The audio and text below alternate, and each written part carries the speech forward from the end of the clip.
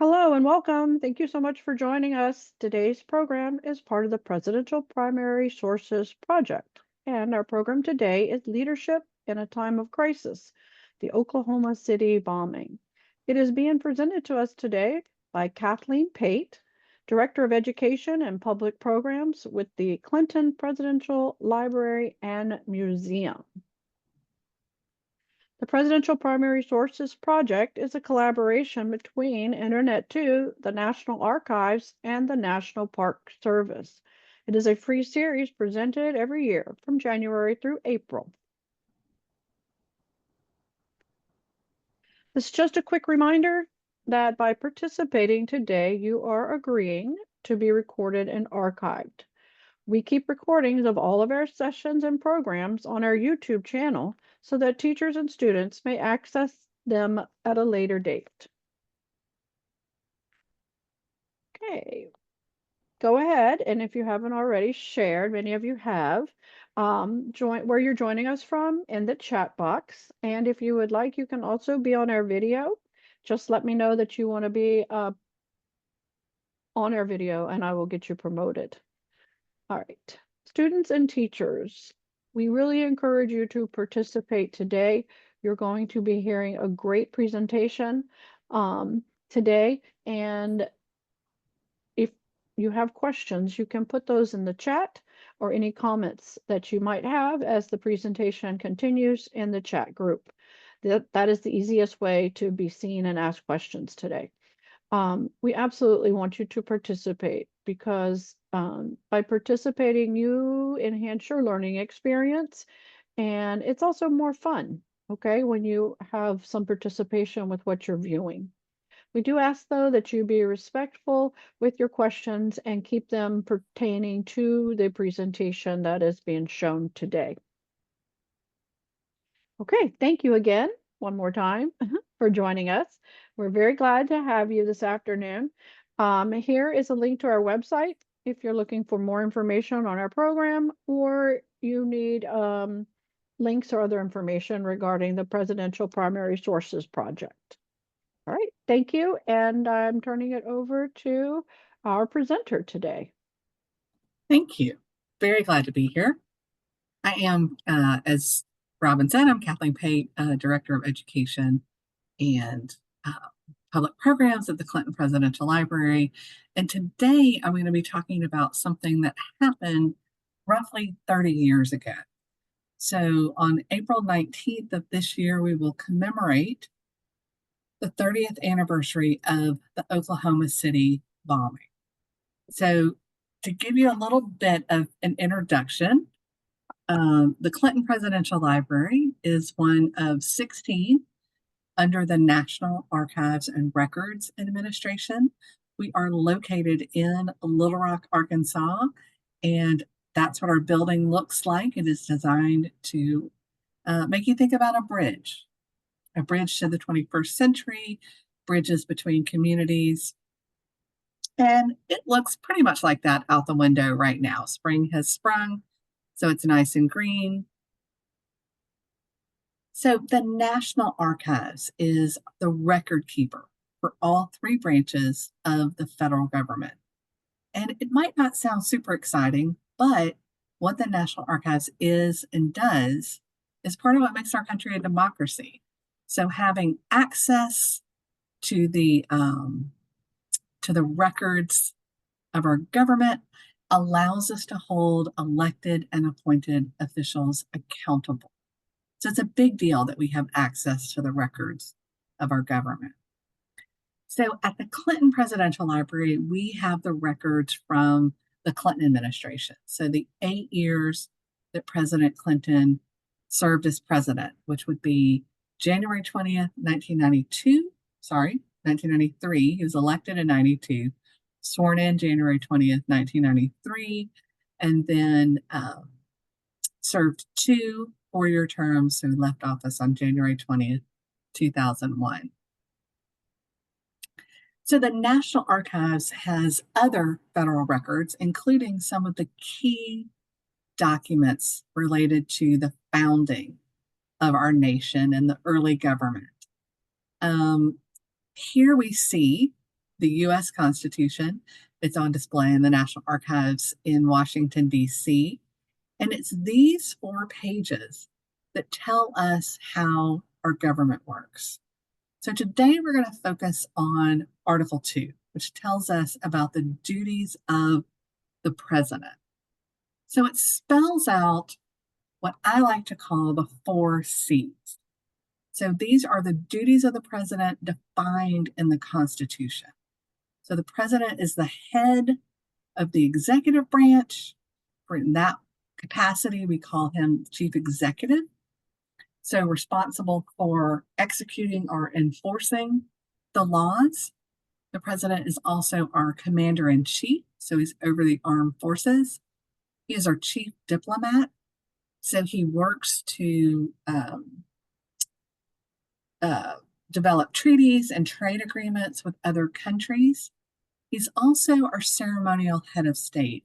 And those two are listed together because ceremonial head of state is how we refer to the president when they welcome leaders of foreign countries to the White House. So we're going to talk more about chief diplomat and ceremonial head of state in a little while.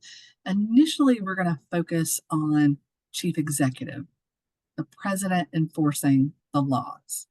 All right, so I've already got a question in the chat, which is a really good question. Is there a library for each president? So under the National Archives and Records Administration, we go as far back as President Hoover. But it's interesting. Hoover, he was president before Roosevelt, Franklin Delano Roosevelt, but FDR had the first presidential library. So other presidents, some of their papers are at the National Archives, some of their papers are at the Library of Congress. Some presidential libraries exist outside of the National Archives, like the Lincoln Presidential Library Museum, but there are 16 under the National Archives. So that was a great question. So in addition to the 4 C's, there's information in the Constitution that tells us that the president, Article 2, Section 2, that you see in blue here, is what becomes the president's cabinet. So the president's closest advisors, principal officer in each of the executive departments. And the president is also responsible for appointing Supreme Court justices. So ambassadors, other foreign ministers, that relates to the chief diplomat and ceremonial head of state, but then also Supreme Court justices. And the Senate has to approve those nominees, which is part of what we call checks and balances. So the 3 branches of government are watching what each branch is doing. There are duties of the president that are not defined in the Constitution. These have evolved over time, right? So these are expectations that the American people have. And it's simple things like celebrate. Traditionally, the president throws out the first pitch of the baseball season, right? There's nowhere in the Constitution that says that. When the president addresses the nation, he often calls upon us to rise to the occasion, to do our best, to volunteer, to serve. And that's what I call cajole. But the 2 we have in blue here, we're going to talk about today in President Clinton's response to the Oklahoma City bombing. Console. The American people have the expectation that the president will be there when things go wrong. And maybe this is a terrorist attack like Oklahoma City. Maybe it's a natural disaster. Whatever it is, we look to the president to offer us condolences, to console us. We also have an expectation that the president is going to recognize significant anniversaries. And so if you're thinking about the difference between celebrate, right, you might celebrate your birthday, but you commemorate something that is more serious. So, for example, President Clinton was in office from 93 to 2001. So, a lot of 50th anniversaries around World War II happened during the time that he was in office. So, World War II, 41 through 45. So, thinking about things like the bombing of Pearl Harbor, that's an anniversary that you would commemorate, not an event that you would celebrate. So let's dig a little deeper into what happened April 19th, 1995. So, roughly 30 years ago, it was a Wednesday. President Clinton planned just an average day in the life of a president. So, looking at the schedule here, we can see he went for a jog, actually, a special morning run with winners of the Boston Marathon. I'm not sure I could keep up. He had some briefings, some meetings, a meeting with the Prime Minister of Turkey, some office time. It looks like a pretty light day. He had some phone interviews and then a live taping, and he was done by 7 o'clock. So not a bad day, except something completely unexpected happened. And this is the aftermath. So the Murrah, Murrah Federal Building in Oklahoma City housed offices for a number of federal agencies and a daycare. Someone who was very angry at the government, at President Clinton, decided to make a statement by filling a, a large moving truck full of explosives, and they blew it up. They blew up this building. They parked in the parking garage. They blew up this building. So President Clinton learns of this shortly after it happens. So it happens around 9 o'clock in the morning, Central Time. So it would have been 10 o'clock in DC. And here we have a photograph of President Clinton. He's just outside the Oval Office, and he's watching it on TV. You can look on the screen and see that someone, an eyewitness, is being interviewed by someone for television. And so he's watching that. Parker knows it was 9:02. Parker, have you been to the memorial? Because there's the time features in the memorial. So the president had to decide how to respond.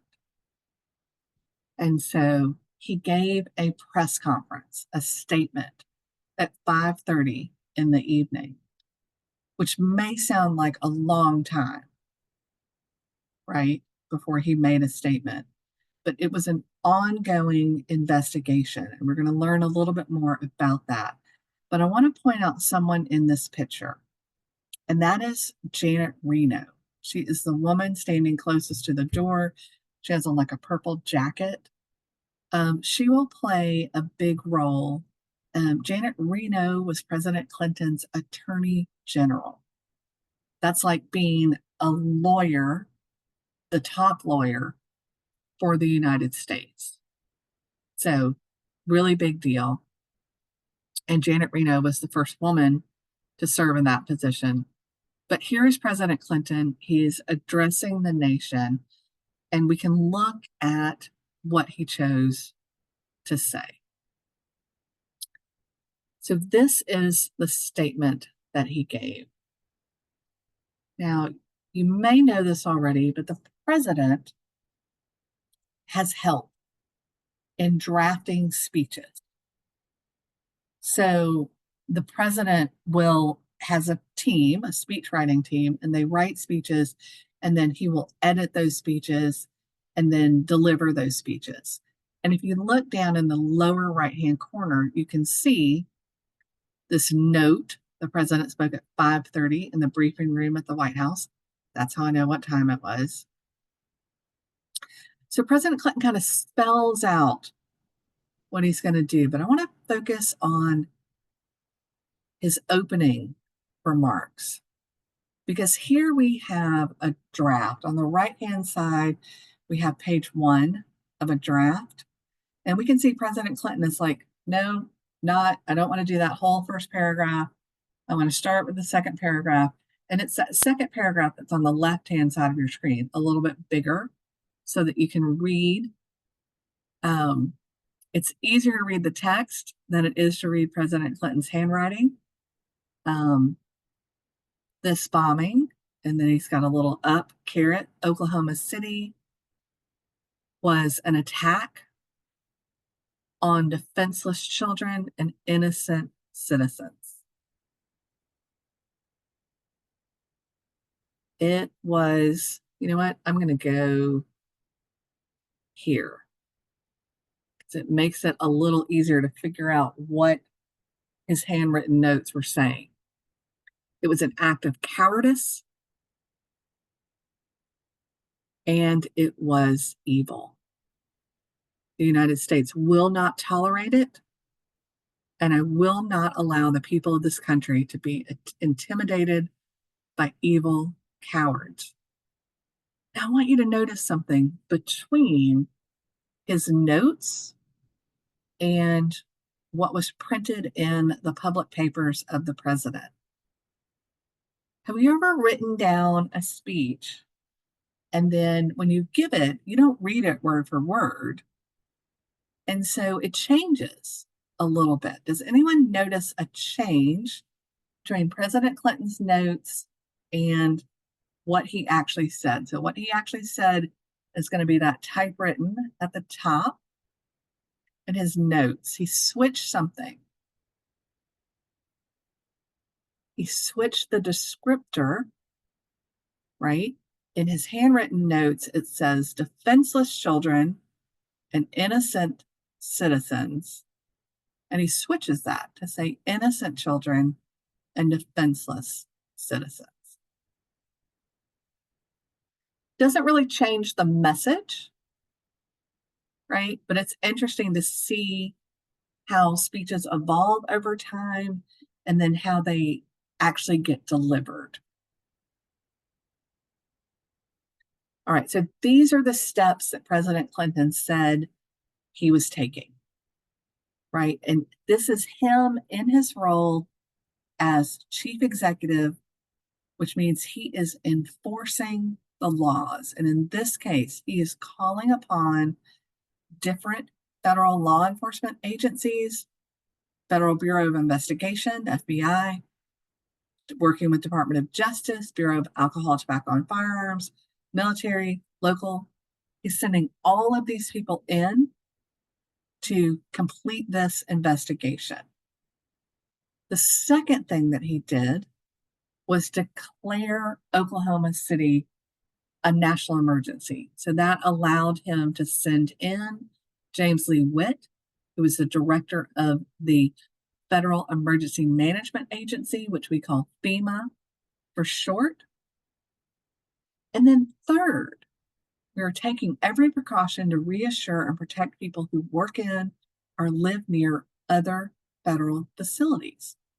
You can imagine if you worked in a federal facility anywhere in the country and you found out that someone had blown up another federal facility, you might be concerned that they had plans to do this other places. And he also said, we're going to find the people who did this. Justice will be swift, certain, and severe. Now, at this point, most people, including the president, were thinking that the people who did this were people who had come from outside of our country, right? When we use the word terrorism, we typically think of foreigners, foreign terrorists. All right. So we saw the note about when President Clinton spoke, and it referenced the related proclamations of April 20 and April 21 are listed in Appendix D at the end of this volume. And so that's what we see here, right? So President Clinton is reaching out to the governor of Oklahoma and saying, we're going to provide disaster relief. FEMA is going to coordinate that. We want to do everything that we can to help. And this is the letter he sent to James Lee Witt saying, I've granted you authority. This is an emergency, and I need you to be there and to help. He also sent a memo to people who were affected by the bombing, saying, you don't have to be at work, right? I understand that your building was destroyed. I understand that you may have been injured, but even if you haven't been, it's okay if you're not at work, right? So the president has the authority to do that, to grant leave. And here he is starting to, with these three memos, to say, we're going to help. He is starting in that role of consoling people. All right, so everything stopped for people in Oklahoma City that morning, that Wednesday morning. But when you are the president of the United States, you don't get to cancel your plans, particularly plans to have the leader of a foreign country visit the White House. So President Clinton was scheduled to have the president of Brazil, Cardoso, visit the White House on that Thursday. And so he went forward with that. We can see the schedule for Thursday the 20th here. So there were briefings related to the state visit. There was an arrival ceremony. So this is where the president and first lady meet the president and first lady of Brazil. It's a really big deal, right? When you arrive at the White House, there's a military band, there's a red carpet. It's a really big deal. So President Clinton made remarks at the arrival ceremony, and he acknowledged that President Cardoso had reached out the previous day to express his condolences. And that's what this arrow here is about the remarks. And right at the beginning, he is referring to President Cardoso, and he gives a little bit more information, right? Thank you for calling and for sending a message in the wake of the terrible incident. Again, he's saying the perpetrators will be tried, convicted, and punished. Rescue efforts continue, and we are thinking about those people. And I have ordered all of our flags today throughout the United States to be flown at half-mast. And then there's a moment of silence for the victims of the tragedy. So a state visit is very involved. In this case, the two presidents were discussing treaties and trade agreements. And then that evening, they had a dinner, very fancy dinner called a head of state. It's a head of state event. So you can see the president is tied up with this from early morning. They're just going to dinner at 8 o'clock. He's actually tied up at least until 11 p.m. that evening. Right. So a busy day for the president. So that's all day Thursday is consumed with the president acting in his capacity as chief diplomat and ceremonial head of state. The next day, Friday, President Clinton also has obligations. These don't involve the leader of a foreign country, but he and the vice president are committed to go to an event in Maryland. It's an Earth Day event. What is expanded pool press? That is a really good question. That was a good eye. So that means, so the press, right? The press are the people who represent newspapers and television, radio, and they let a certain number of people from the press in to cover events. And so expanded means that it was a larger number of people that they let in to take photographs of the event, right? And I don't know why they use the word pool, but it just means they're going to have a bigger group. If we look back at the schedule, right, we can see things that say closed press. We can see things that say open press, right? So closed press means the press is not in the room. It's a private meeting, right? So the two presidents met with the cabinet. The press was not allowed to be there, right? But when they went to the Rose Garden, that was an event that was open to the press. And so that expanded pool press is going to be a larger number of people being able to, a larger number of press being able to be there and take photos. All right, so that was Thursday. Now we're on Friday. The president, the vice president are going to Maryland. They are doing an event, an Earth Day event at the Concord Lighthouse and the Duck Decoy Museum.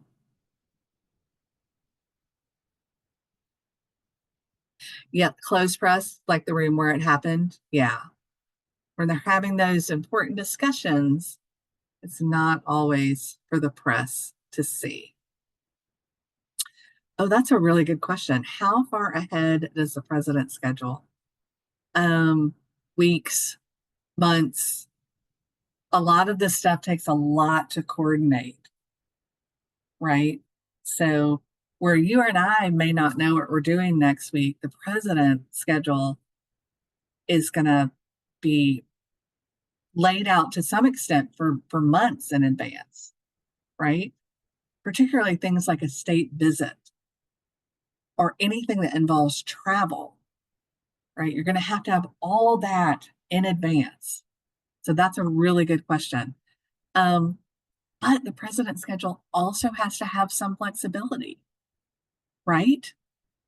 And actually, I think if I click ahead, move that chat box, see right there where it says option between 3 and 3:30. If you want to drop by the Sons of Italy event, you can do that, but it's optional. It's optional. Just letting you know it's happening. Based on this,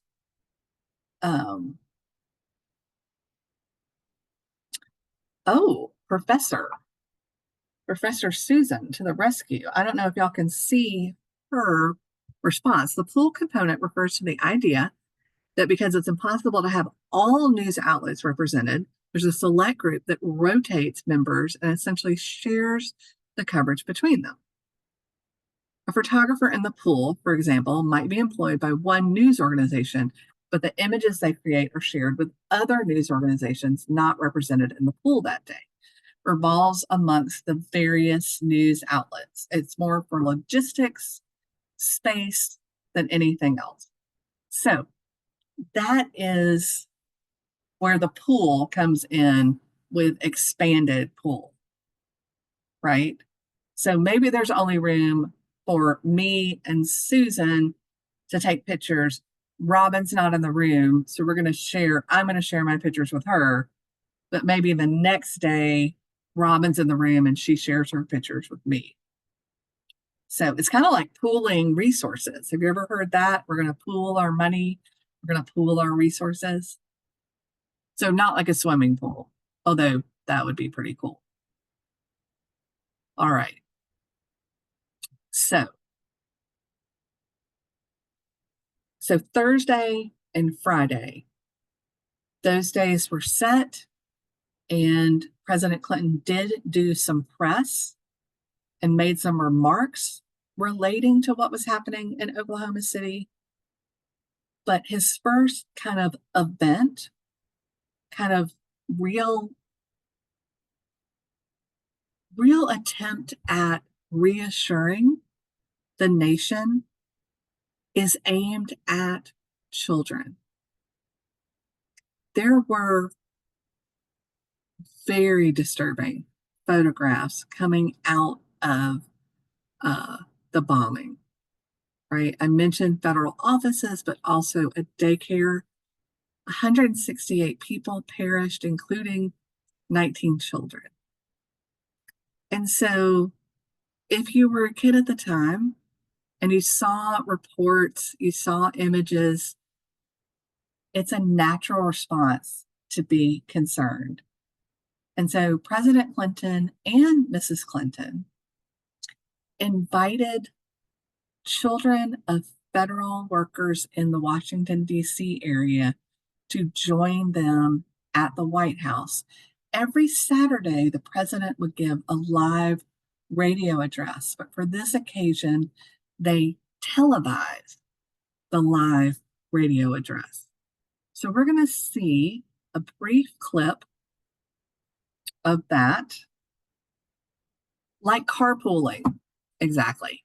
You take turns, right? You take turns driving. All right.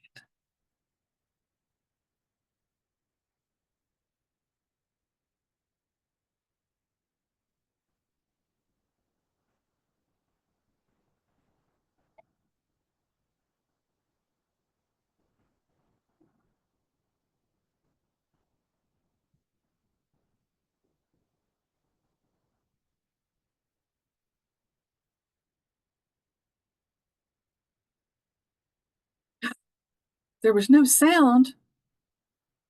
Say it ain't so. Let's watch it again.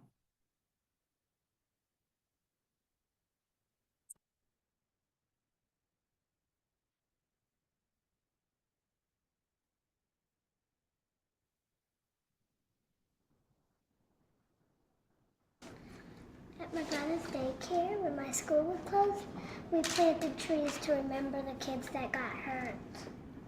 That is a wonderful idea. Did you all hear what she said? That they planted trees to remember the kids who got hurt? That's something that schools and daycare centers could do all over the country. I think something should be done so that all of us remember those children in Oklahoma City, don't you? Okay, so a little girl spoke up and she said,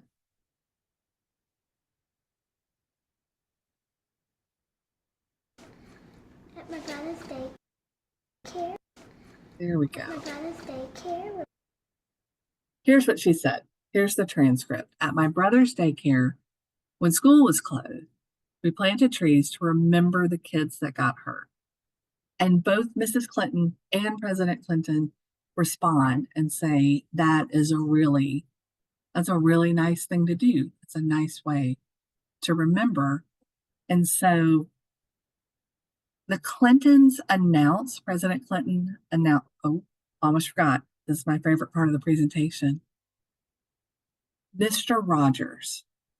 Mr. Rogers' Neighborhood is a show that used to be on PBS, and it was a real man. His name was Fred Rogers. And you may not have seen him, but the Daniel Tiger program that's more current grew out of Mr. Rogers' Neighborhood. After seeing the Clintons interact with the children, Mr. Rogers wrote them a letter. And in case you can't read his handwriting, it says, "Dear President and Mrs. Clinton, bravo and thank you. Your televised time with the children this morning makes me want to cheer. I applaud your sensitivity and your humaneness." So later that day, President Clinton made a statement. And in the statement, he said that he and Hillary were going to go to the memorial service in Oklahoma City the following day. Right, but look at the first paragraph. I want to make a couple of points. I was briefed late last night by the Attorney General, that's Janet Reno that we saw earlier, on the status of the investigation, and I am well satisfied with the efforts that are being, that the progress that's being made. Now, if you look, there's a question, right? At the very end, someone asked the question, "Mr. President, do you know of any progress in the investigation?" And he says, "I'm not going to comment. I'll let the Justice Department announce." Don't want to jump to any conclusions. But so when he talks about going, right, he's also declaring a national day of mourning. And he asks people to think about the people in Oklahoma City. A national day of mourning for the victims.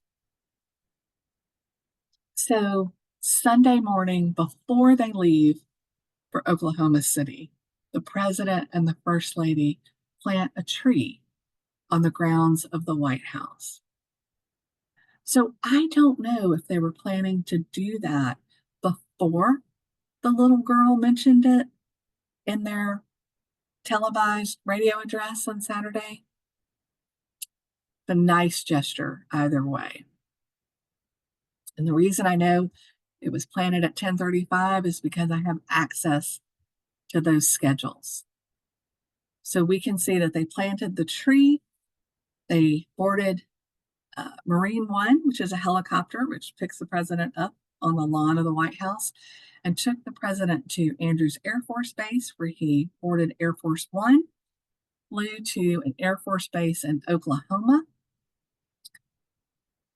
And you can see, again, full press, closed public, their arrival, pool spray, same thing. When I read pool spray, I think of like a water park, but it's not that kind of pool. So we can see that one of the things that they do first upon arrival is that they meet with heads of search and rescue teams, Oklahoma City firemen, and local heroes. I want you to note that in the schedule, because when we look at this photograph, it suggests that it happened after the memorial service. So history can be tricky sometimes. Sometimes when you have primary sources, they contradict one another. I think the thing to do would be to ask whoever the guy in the picture is. I bet he remembers whether it was before or after the ceremony. So I do know that before and after the prayer service, the Clintons did meet with, see where it says meeting with USSS, United States Secret Service agents and their families, and then met with families and children after as well, an informal meeting. And you can see that both of those were closed to the press. That doesn't mean there aren't photographs. There is a team of people who follow the president, the first lady, the first family, and take pictures of pretty much everything that they do. So here are some images from the service. And here's a draft of something that President Clinton planned to say. And you can see that he added a lot to this. And again, sometimes his handwriting is a little challenging. So let's listen to his comments for just a minute, and we'll compare them. You have lost too much, but you have not lost everything. And you have certainly not lost America. For we will stand with you for as many tomorrows as it takes.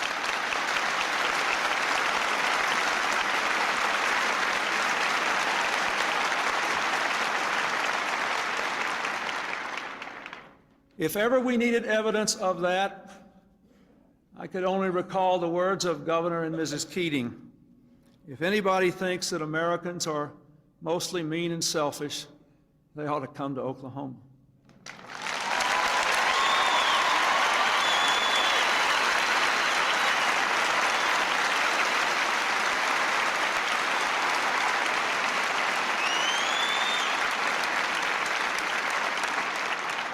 If anybody thinks Americans have lost the capacity for love and caring and courage, they ought to come.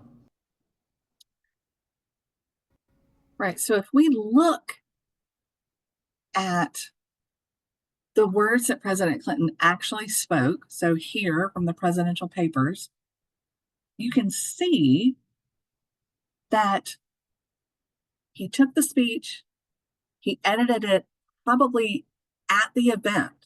Probably he was sitting and adding notes as other people were talking. And then he tweaked it still, right? If you look at that top paragraph on the draft, President Clinton put in something he did not say. He did not say, you have not lost each other,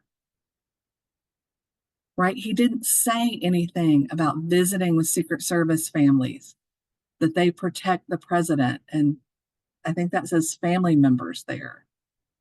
The last few days, and then think Americans selfish, right? So he made himself notes, but then it was ever so slightly different. What he actually said was ever so slightly different.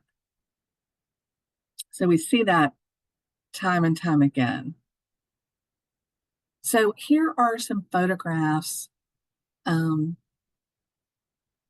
the memorial service where the press would not have been present, right? The press were able to take photographs at the service itself, but when the president, the first lady met with the families, that was private. And you can see why. You can see, you can see both of them consoling these families who have lost so much. So we talk about consoling. We've talked about executing the law as chief executive. We've talked about the president, the first lady as people who console in times of tragedy. But now to commemoration. So somebody's asking about the teddy bears, and the teddy bears were given to people at the service, just as something nice, just as something that they could literally hold on to. You can see teddy bears here. You can see teddy bears here. So children, but also adults, right? As just a comfort, as an attempt to comfort and console. And we see those teddy bears again roughly a year later. The Clintons return and place a wreath at the site of the bombing, the former site of the building. It's been torn down by this point. So that's a year later on Good Friday, April 5th, 1996. And then the president and first lady return 5 years after. So April 19th, 2000 is when the Oklahoma City National Memorial is opened. And you can see President Clinton addressing the crowd there. And you can see the words of the memorial. We come here to remember those who were killed, those who survived, those changed forever. May all who leave here know the impact of violence. May this memorial offer comfort, strength, peace, hope, and serenity. All right, we have a question in the chat I'm going to get to in just a second. I want to pull up and let you know that at the Clinton Library, we have over 80 million pages of records. Over 2 million of those have been digitized, and they're available online through the Clinton Digital Library. And that's the web address for the digital library. And another thing that's on the digital library, I've been showing you daily schedules. So we have all of the daily schedules for the president and for the first lady. And then we also have information on our website. And just today, in preparation for the anniversary events that are happening this year, we have an Oklahoma City Remembrance Gallery on our website. So you can look at the photographs that some of the photographs that I shared. There are more photographs, and that can be found on clintonlibrary.gov. All right, so I have 2 good questions in the chat. I'm going to answer the second one first and then go back to the first one. The link to the video of the little girl that gave them the idea for the tree, if you search, so we have a YouTube channel, you can see it's Clinton Library 42. So if you go to YouTube and you go to that channel and you search Oklahoma City, both his speech at the memorial service and that televised radio address will come up. The other question is a little more in depth, and that is, did they ever discover who bombed the building? And they did. So there was a man, his name is Timothy McVeigh, and in the remains of the building, they found part of a vehicle, and they were able to get the VIN, the vehicle identification number, from the bumper of the truck that held the explosives. So this is something that he rented, like you might rent a big moving van to move your stuff across the country. And so they were able to trace that to a particular vehicle and figure out where he had rented it from. And they spoke to the people there. The people there described him, and a sketch artist created a sketch. And so they didn't have the internet at the time. We didn't have email at the time. So that sketch was sent out to law enforcement agencies across the country using fax machines. Probably never even seen a fax machine. Using fax machines. And it turns out that Timothy McVeigh had been pulled over and put in jail for a traffic violation, something like a taillight being out, and he was about to be released when the people who had put him in jail for that realized that he was a suspect in the bombing. So he was found guilty. He did have help. He had an accomplice. who was also found guilty. That person was sentenced to life in prison. Timothy McVeigh was sentenced to death. So we are about, depending on which clock I'm looking at, 10 minutes or 8 minutes until the top of the hour. So if anyone has other questions in the chat, I do want to go back. I'm learning a lot from Professor Susan. She is letting me know that a pool spray is just a quick photo op as opposed to a press conference where they get to ask questions, right? This is just take some pictures and we're on our way out, right? So we see open press, closed press, pool spray, expanded pool, right? So this is all referring to who is getting to take pictures, ask questions at these different events. All right. So I know at least one person who's on the call has been to the memorial. Has anyone else been? It's very moving. One of the things that they have is an open field, and there are chairs for each person who was killed, and the chairs for the 19 children are smaller than the other chairs. So a very a place to go and to reflect and to remember those people who were lost.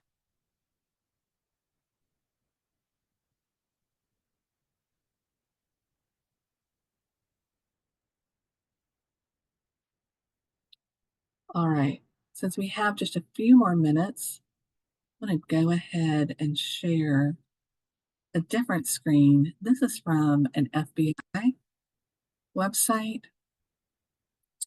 and it's a little bit better picture of the building. You can understand the level of destruction. And here is that sketch of the suspect and how they were able to find Timothy McVeigh.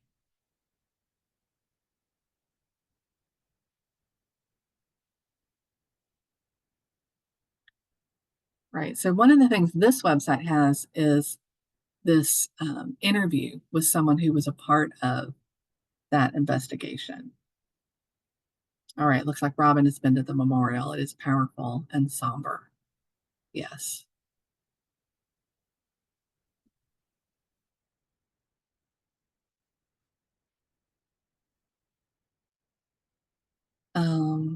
Yeah, so here we have, it's not really a question, but just a statement. So when a president does not respond immediately after a tragedy, it isn't because they do not care, it is because of their rigid schedule. Right? And so, it also depends on what they think they can do. And I imagine that the decision to go to the memorial service on Sunday included some discussion of, is it better for us to go and be a part of that, or will our presence take away? Will people be more focused on us and what we're doing rather than the memorial itself? So I'm sure that entered in to the discussion, to that decision. All right, we've got about 5 minutes.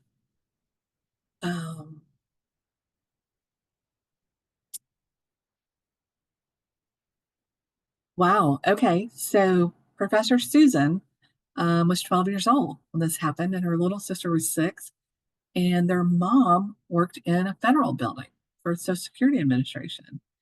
And there's a daycare in that building. It's not unusual. Large federal facilities like the National Archives facility in College Park, Maryland, has a daycare. And that's where her younger sister was. and so it was a scary time, right? So it wasn't just a bad thing that happened in Oklahoma City, but people who worked in federal buildings across the nation were concerned, right? And certainly children who saw what happened were sad and angry and scared. I think adults were also sad, angry, and scared because it was the first I time. was, yeah, I was a young adult. I was living in Arkansas. I had moved here. I moved here in '94, and so one of the stories that I've been told about the Oklahoma City bombing is that they actually considered bombing a building in Little Rock, Mhm. and then decided uh, Oklahoma City, selected Oklahoma City as their target.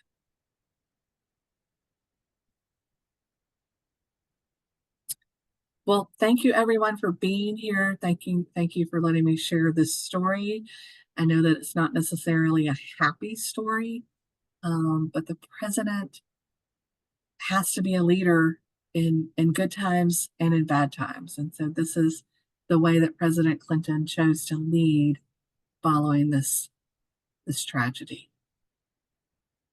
All right. Well, thank you very much, Kathleen. We do appreciate you taking the time this afternoon to share with us President Clinton's response to the Oklahoma City bombing. It gives us an insight into what goes through a president's day in mind when an event like this, or tragedy like this happens while they're in office.